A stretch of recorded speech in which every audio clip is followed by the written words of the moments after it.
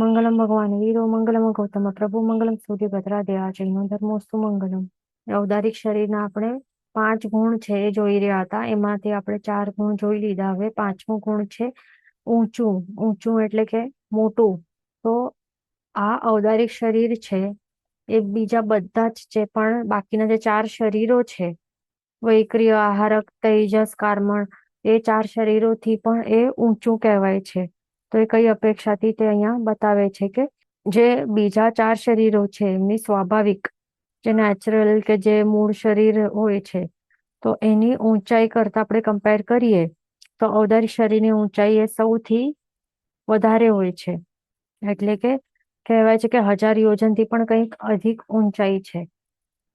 ધ્યાન રાખવાનું. હવે અહીંયા આપણને દેખાય છે આ આ શું છે?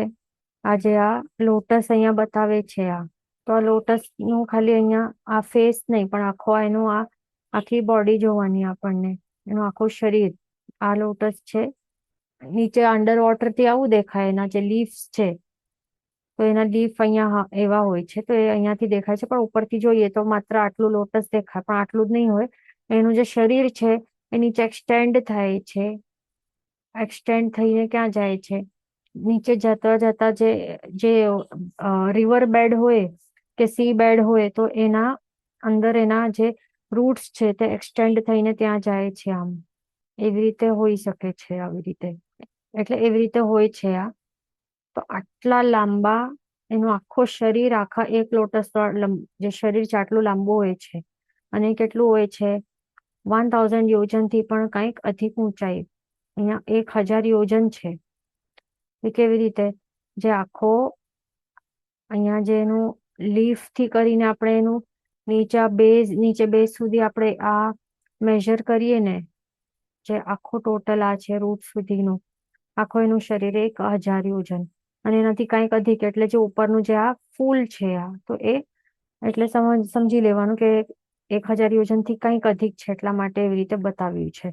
તો એવી રીતે આ જે લોટસ ફ્લાવર છે આ એ શરીર કયો છે એનું? આ જીવનું શરીર. આ 5માંથી એ કઈ ગતિનું જીવ છે? આ છે તિર્યંચ જીવ છે. તિર્યંચ જીવ એટલે કયું છે? તિર્યંચ ગતિમાંથી પાંચ કેન્દ્ર સ્થાવર છે, એમાંથી આ કયું છે? વનસ્પતિકાય છે. વનસ્પતિકાયમાં પણ એ પ્રત્યેક વનસ્પતિકાય છે. ઓકે, પ્રત્યેક વનસ્પતિકાયનો આ જીવ છે. તિર્યંચ ગતિ વાળો આ જીવ છે. તો આવા જીવને જે શરીર આ મળ્યું છે, એ 5 શરીર છે, એમાંથી આ કયું શરીર છે એનું? તે છે ઔદારિક શરીર. એ ધ્યાન રાખવાનું. એટલે આ ઔદારિક શરીર છે. તો અહીંયા આપણને દેખાય છે એનું આ કઈ વૈક્રિય શરીર નથી, પણ આ મૂળ શરીર છે. આ ઉત્તર વૈક્રિય શરીર નથી, પણ એનું મૂળ ઓરિજિનલ આ ઔદારિક શરીર છે. અને એ કેટલું છે? ઊંચાઈ કેટલી છે એની? ટોટલ 1000 યોજનથી કંઈક અધિક. તો એવી રીતે આપણે જોઈએ બાકીના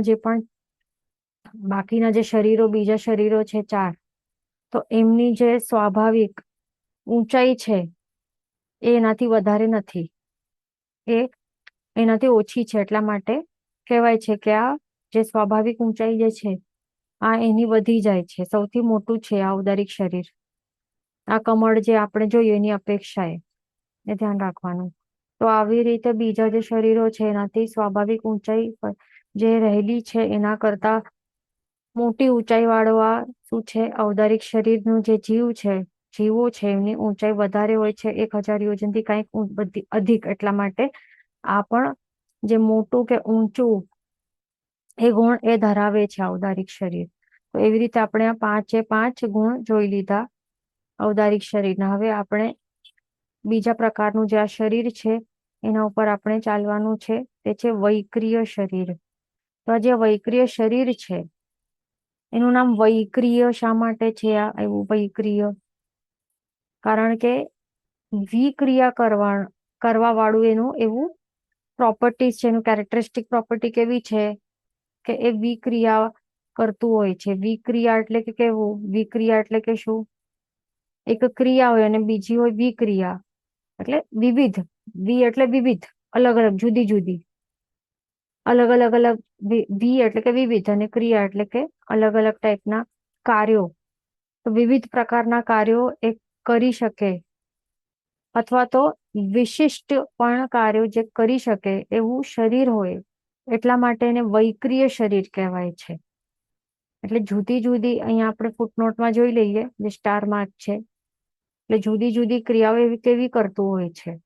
જેમ અહીંયા આપણને દેખાય છે આ ફોટોમાં. હવે આપણે આ વૈક્રિય શરીરનું જોઈ લઈએ કે અહીંયા એ શું કરી શકે છે વિક્રિયાઓ, કે આવી રીતે અહીંયા આપણને દેખાય છે કે આ નાનું થઈ ગયું છે. એટલે કે સમજો કે આ મૂળ શરીર દેખાય છે, અહીંયા લખેલું છે. આ કોણ છે? વૈક્રિય શરીર કોને, કયા પ્રકારના જીવોને પ્રાપ્ત થઈ શકે છે? કયા ગતિવાળા જીવોને? બે પ્રકારના ગતિવાળા જીવોને પ્રાપ્ત થઈ શકે માત્ર. એક તો કોણ છે? જેમને ભવથી, એટલે કે મૂળ શરીર તરીકે કોને કોને પ્રાપ્ત થાય? મનુષ્યને મૂળ શરીર તરીકે પ્રાપ્ત નહીં થાય. તિર્યંચોને મૂળ શરીર તરીકે પ્રાપ્ત નહીં થાય. તો મૂળ શરીર તરીકે કયા ગતિના જીવોને પ્રાપ્ત થઈ શકે છે? એક તો છે દેવ ગતિવાળા બધા જીવોને એ પ્રાપ્ત થાય છે મૂળ શરીરથી. અને બીજા છે નારકીના જીવો, એમને પણ આ વૈક્રિય શરીર એ મૂળથી જ પ્રાપ્ત થાય છે. એટલે કે એટલા માટે એમને શું કહેવાય છે? ભવધારણીય શરીર. શું કહેવાય? યાદ રાખવાનું. ભવધારણીય શરીર એટલે કે શું હોય છે કે આખા ભવ માટે એમને તેઓ આવું જ ધારણ કરીને રહેતા હોય છે, જે પણ જીવો આખા ભવ માટે. એટલા માટે આ પ્રકારના જે વૈક્રિય શરીરને જે આખા ભવ માટે ધારણ કરતા હોય છે, તે છે દેવ અને નારકી. એમના માટે શું કહેવાય છે કે વૈક્રિય શરીર એમના માટે આ ભવધારણીય શરીર તરીકે છે. એ ધ્યાન રાખવાનું. તો આવી રીતે આ વૈક્રિય શરીર જે છે એ વિક્રિયાઓ કરતા હોય છે. એટલે વિક્રિયા એટલે કે વિવિધ પ્રકારની ક્રિયાઓ. તો વિવિધ પ્રકારની ક્રિયાઓ કેવી કેવી કરી શકે છે? તો મૂળ શરીરની સમજો કે આટલી હાઈટ છે આ, ઓકે, તો પછી આ એ નાનું થઈ શકે છે. આવી રીતે આટલી નાની હાઈટ વાળો એ બની શકે છે, નાનું થઈ શકે છે. અથવા તો આવી રીતે આટલું મોટું પણ થઈ શકે છે, આટલી મોટી હાઈટ પણ એ બનાવી શકે છે. આ ઓરિજિનલ હાઈટ થી આટલી ઊંચી, એટલે નાનું કરી શકે, નાનું શરીર બનાવી શકે કે મોટું શરીર બનાવી શકે. એટલે એ કેવી રીતે હોય? મૂળ શરીર તો આવું જ હોય જેવું છે તે, પણ જે આ એક્સ્ટ્રા એવી રીતે એડિશનલ જે આવી રીતે શરીરો બનાવે છે નાના મોટા જે પણ, એ બધા શરીરોને શું કહેવાય છે? ઉત્તર વૈક્રિય શરીર કહેવાય છે. ઉત્તર આ શબ્દનું મિનિંગ શું થાય છે? ઉત્તર એટલે કે બીજું. ઉત્તર જે શબ્દ છે એનું મિનિંગ શું છે? બીજું. બીજું એટલે કે other than the original. Okay, એટલે ઉત્તર વૈક્રિય એટલે કે અધર ધેન ધ ઓરિજિનલ વૈક્રિય શરીર. એટલે કે ઓરિજિનલ એટલે કે આ જે મૂળ શરીર છે એને પ્રાપ્ત થયું છે.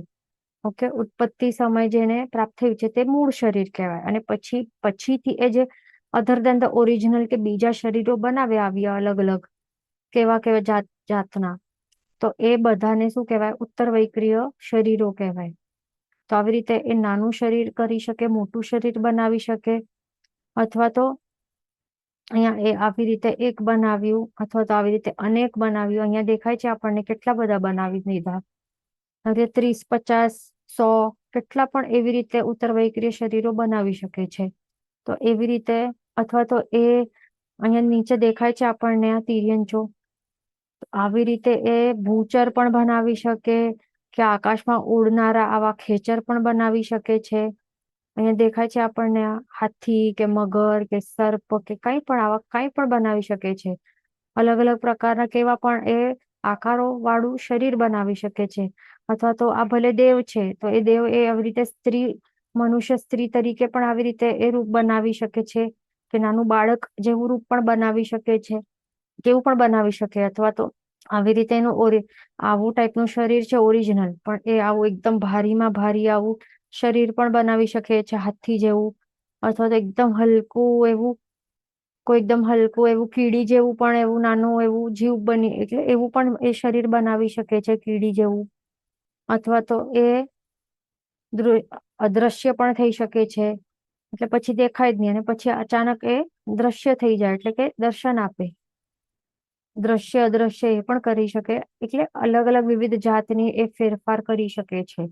તો આવા જે પણ અનેક ફેરફાર કરી શકે, વિક્રિયાઓ કરી શકે એવા શરીરને શું કહેવાય છે? આ વૈક્રિય શરીર કહેવાય છે.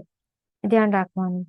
તો આવા ટાઈપ. હવે બીજી રીતે શું કહે છે? વિક્રિયા એટલે કે તો એનું મિનિંગ છે કે જુદી જુદી અલગ અલગ ક્રિયાઓ કરી શકે છે. અને એનું બીજું મિનિંગ શું છે કે વિશિષ્ટ ક્રિયાઓ પણ કરી શકે છે. વિશિષ્ટ એટલે કે અમુક જાતની અદ્ભુત ક્રિયાઓ પણ કરી શકે. તો અદ્ભુત જાતની કેવી ક્રિયાઓ કરી શકે છે? આ શું કહે છે અહીંયા? આ વૈક્રિય શરીર દ્વારા લાખ યોજનથી પણ કંઈક અધિકતા સુધી મોટું થઈ શકે છે. એટલે આ હવે સમજો કે આ મૂળ શરીર આટલું છે કોઈક દેવનું. તો અહીંયા દેવતા છે. તો આ કોણ છે? આ એક દેવ છે. એનું એક એવી રીતે ઓરિજિનલ મૂળ શરીર છે.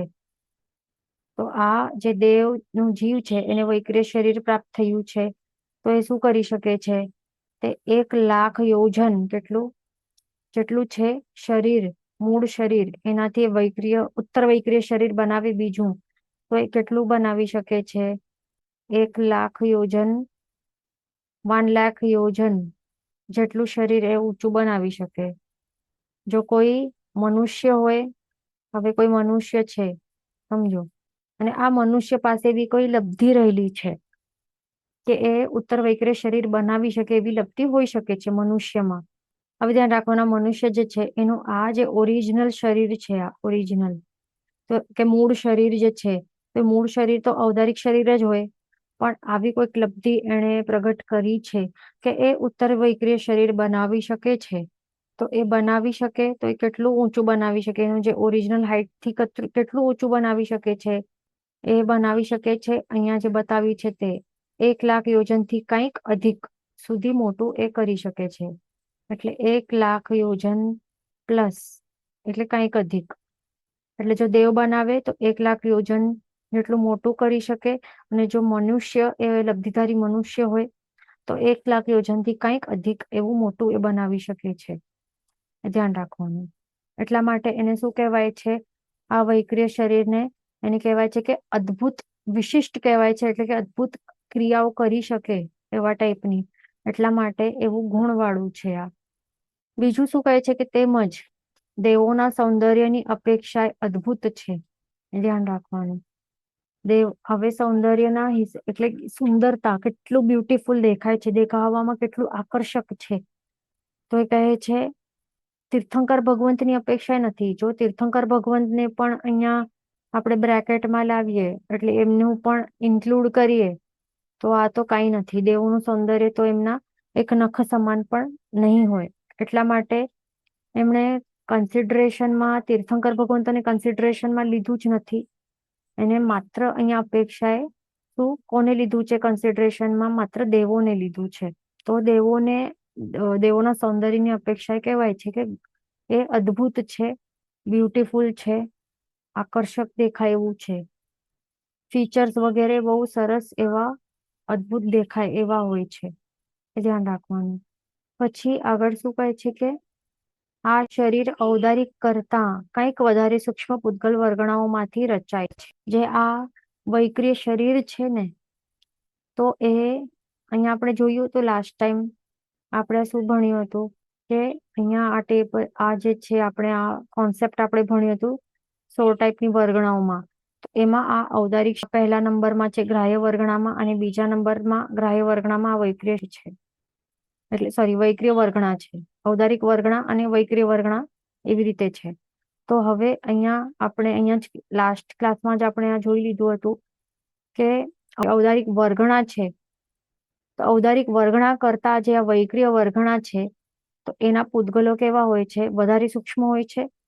ઓકે, સૂક્ષ્મ વધારે હોય છે, પણ જે એની અંદર રહેલા જે પૂતગલો છે એ પૂતગલો કેટલા હોય છે? એ પણ વધારે હોય છે. સોરી, એમાં જે પરમાણુ જે રહેલા હોય છે એ કેટલા હોય છે? ઘણા વધારે હોય છે. અને એ પણ કેટલા પ્રમાણમાં વધારે?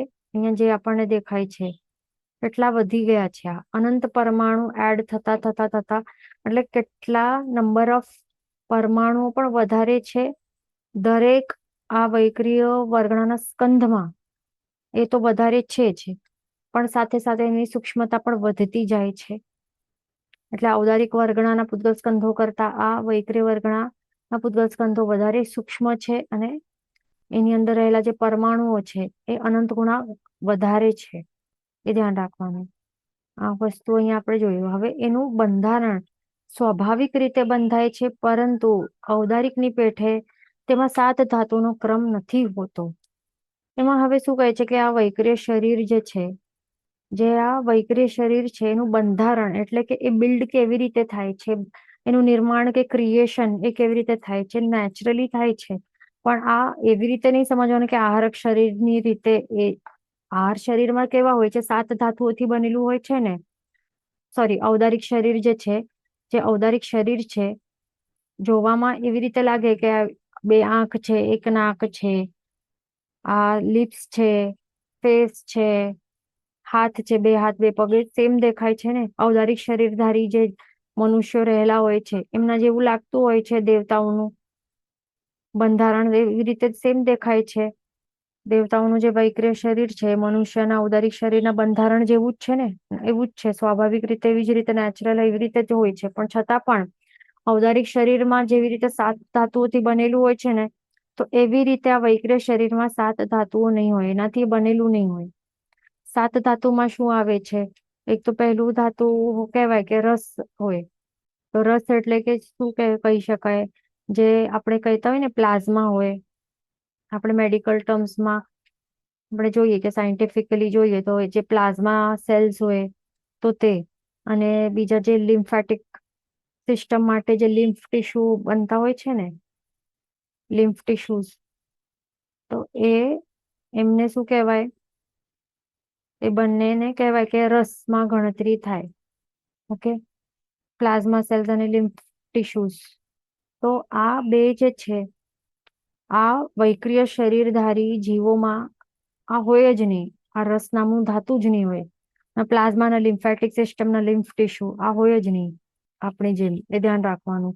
પછી બીજું ધાતુ કયો છે? જે મેદ છે. મેદ એટલે કે શું કહેવાય? ફેટ. જે ફેટ સેલ્સ હોય, એડિપોસ ટિશ્યુઝ હોય, એટલે કે જે ચરબી કહીએ ને સિમ્પલ વર્ડ્સમાં કે મેદ, તો એ પણ નહીં હોય આ વૈક્રિય શરીરમાં. એ નહીં હોય. પણ આ બીજો ધાતુ પણ નહીં હોય.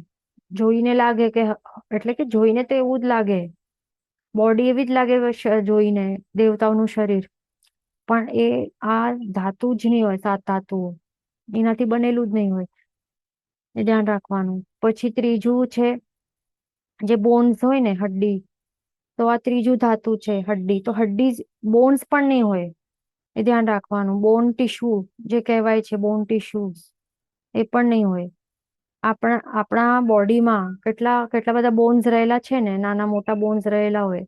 પણ આ દેવતાઓના શરીરમાં કે નારકીઓના શરીરમાં આ બોન્સ જ નહીં હોય. એટલે આખો એવી કે કહી શકાય કે એવું ફ્લેક્સિબલ એવું શરીર હોઈ શકે છે એમનું. પછી ચોથું છે જે માંસ કહેવાય છે. ચોથો ધાતુ છે માંસ. તો એ પણ નહીં હોય વૈક્રિય શરીરધારીમાં. માંસ એટલે કે જે મસલ્સ ટીશ્યુ હોય ને, જેનાથી મસલ્સ બનતા હોય છે, જે મસલ ટીશ્યુ હોય તે, એ પણ નહીં હોય. મસલ્સ જેનામાં વધારે બિલ્ડ જે પણ કરતું હોય છે મનુષ્ય, તે વધારે સ્ટ્રેન્થ એમાં રહેલું હોય. પણ આ વૈક્રિય શરીરધારી એ તો એમ જ બહુ પાવરફુલ હોય. એમનામાં મસલ ટીશ્યુ કે માંસ નહીં હોય, છતાં પણ એ પાવરફુલ હોય. પછી પાંચમું ધાતુ છે મજ્જા. તો મજ્જા એટલે કે એમાં જે આપણામાં જે પ્રાપ્ત હોય છે ને, બોન મેરો, એ મજ્જા કહેવાય. બોન મેરો અને આ જે નર્વસ સિસ્ટમ, એટલે કે જે નર્વસ સિસ્ટમ માટે જે નર્વ ટીશ્યુ જોઈતું હોય, નર્વ સેલ્સ કે નર્વ ટીશ્યુ, તો એ પણ આ શું કહેવાય, આ વૈક્રિય શરીરધારીમાં નહીં હોય. એ પણ ધ્યાન રાખવાનું. એટલે કે નર્વસ સિસ્ટમ કે નસો આપણામાં આખી હોય ને, આખે બોડીમાં આર્ટરીઝ હોય, નર્વ્સ હોય, પછી નર્વ કેપિલરીઝ હોય, નાની નાની થઈ જાય તો એ બધું પણ એ સિસ્ટમ જ નથી, એ ટિશ્યુઝ જ નથી, એમાં બોન મેરો જ નથી. એટલે મજ્જા નહીં હોય. પછી લોહી આવે. છઠ્ઠો ધાતુ છે લોહી, એટલે કે બ્લડ.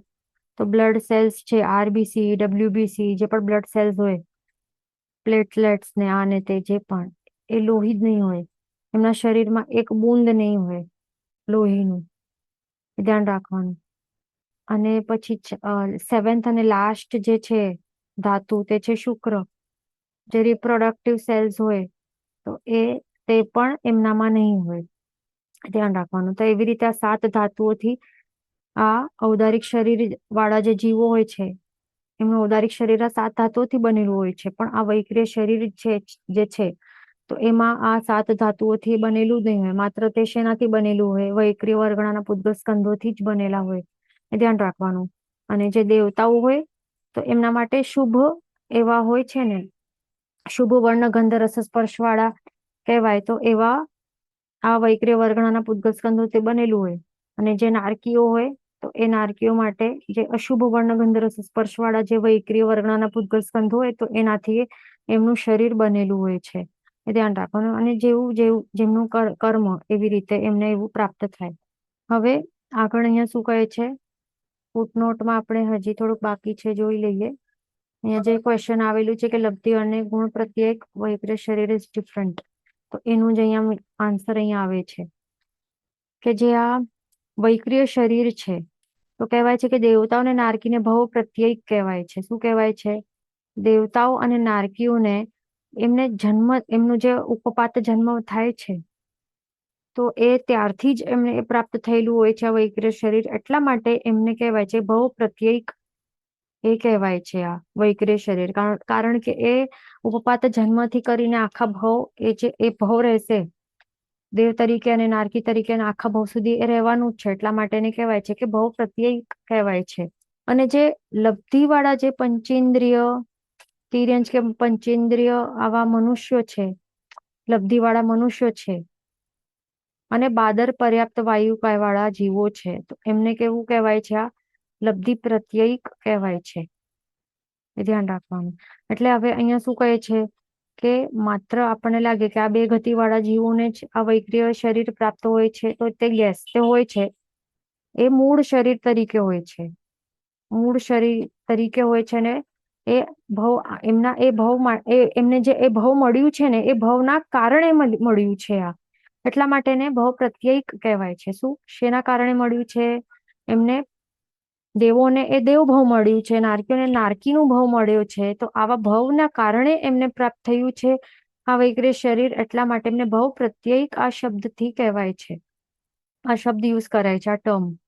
પણ જે હવે બીજા જે તિર્યંચ અને મનુષ્યો છે, જે પંચેન્દ્રિય સંઘની, જે પંચેન્દ્રિય સંઘની એવા તિર્યંચ અને પંચેન્દ્રિય સંઘની એવા મનુષ્યો જેમના પાસે આ લબ્ધિ પ્રગટ થયેલી હોય, તો એ પણ કેવી લબ્ધિ? જે વૈક્રિય શરીર નું એ નિર્માણ કરી શકે એવા ટાઈપની લબ્ધિ પ્રગટ થયેલી હોય, તો આવા જે બંને ટાઈપના આ જીવો છે પ્લસ આ બાદર પર્યાપ્ત વાયુકાયના જીવો છે, આ કેવા છે? આ એકેન્દ્રિય જીવો છે. આ એકેન્દ્રિય પણ કેવા? બાદર કક્ષાના, સૂક્ષ્મ નહીં પણ બાદર, અને અપર્યાપ્ત નહીં પણ પર્યાપ્તા.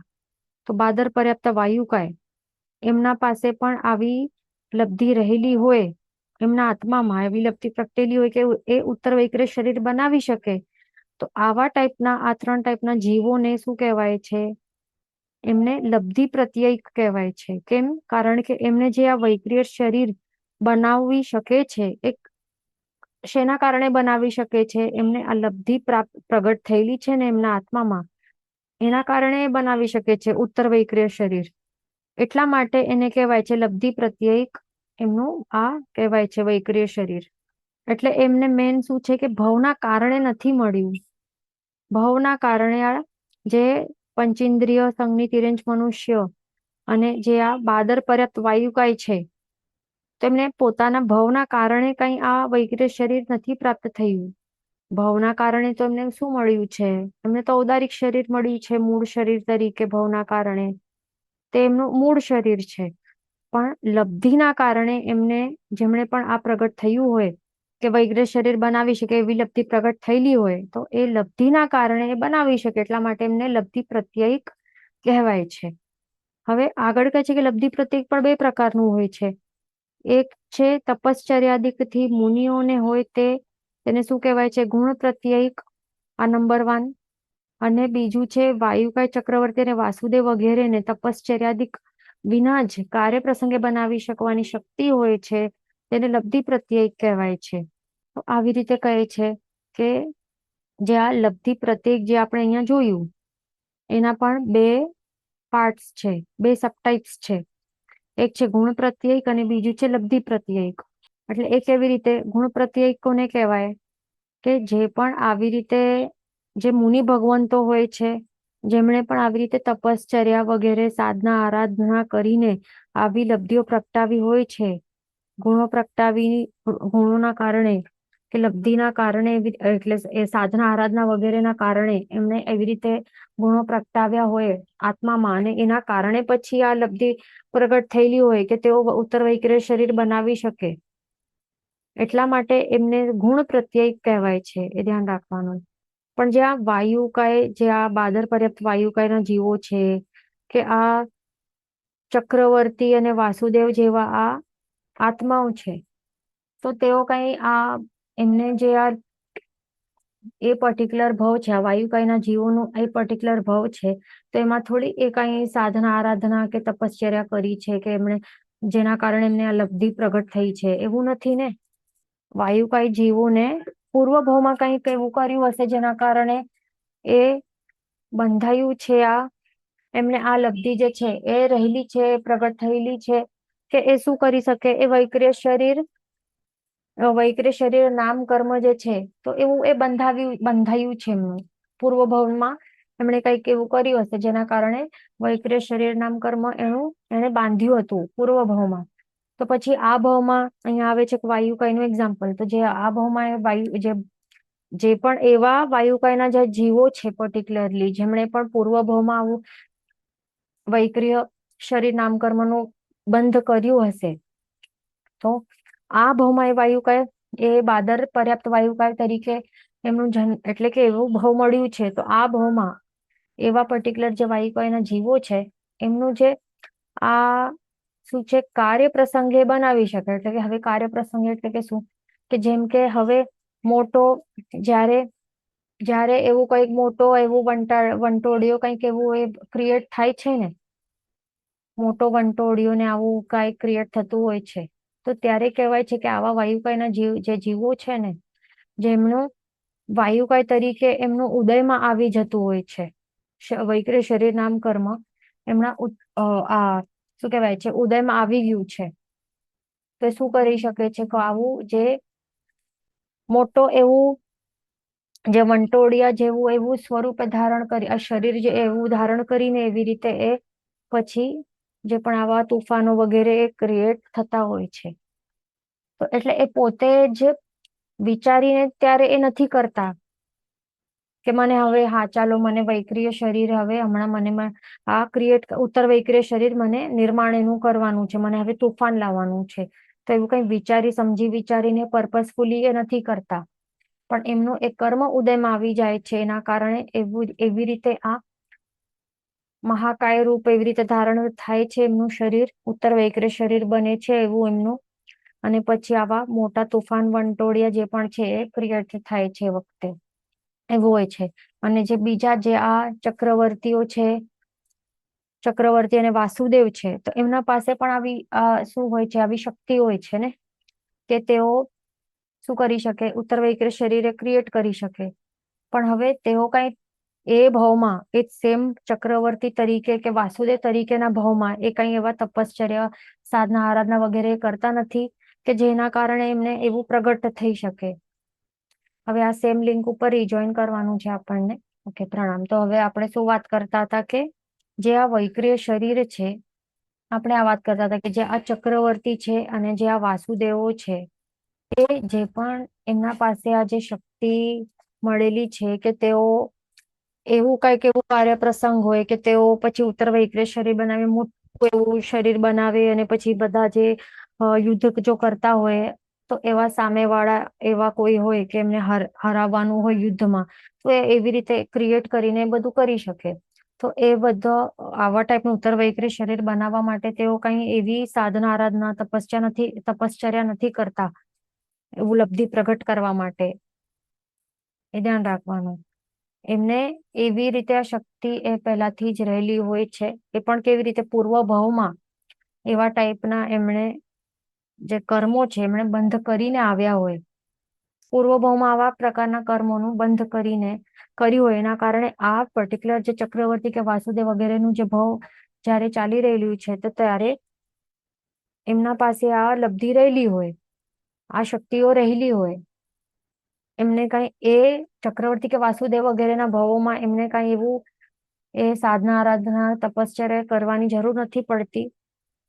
જ્યારે એમને કઈક એવું કાર્ય પ્રસંગ હોય કે જરૂર પડતી હોય યુદ્ધ વગેરે કે કોઈ પણ એવી વસ્તુ માટે, તો ત્યારે એ ક્રિએટ કરી શકે છે ઉત્તર વૈક્રિય શરીરો, અલગ અલગ રૂપ ધારણ કરી શકે, જે પણ વિક્રિયા કરી શકે તો એ બધું એ કરી શકે છે. આ એટલા માટે એમને શું કહેવાય છે, ગુણ પ્રત્યયક નહીં કહેવાય, એ ધ્યાન રાખવાનું. એમને ગુણ પ્રત્યયક નહીં કહેવાય, પણ એમને શું કહેવાય, લબ્ધિ પ્રત્યયક કહેવાય છે, ધ્યાન રાખવાનું. અહીંયા આગળ કહે છે કે દિગંબરો આને પણ ભાવ પ્રત્યયક કહે છે. શા માટે ભાવ પ્રત્યયક કહે છે? એમના માટે, કારણ કે આ જે પણ આ ચક્રવર્તી વગેરે એવા શલાકા પુરુષો છે, એમને આ ભાવ માટે એમને એ શક્તિ મળેલી હોય છે, એમના આત્મામાં એ પ્રગટેલી હોય છે આખા ભાવ પર્યંત. ધ્યાન રાખવાનું, કારણ કે પૂર્વ ભાવમાં એવા કર્મો એમણે બાંધીને આવ્યા છે આ ભાવમાં, એટલા માટે.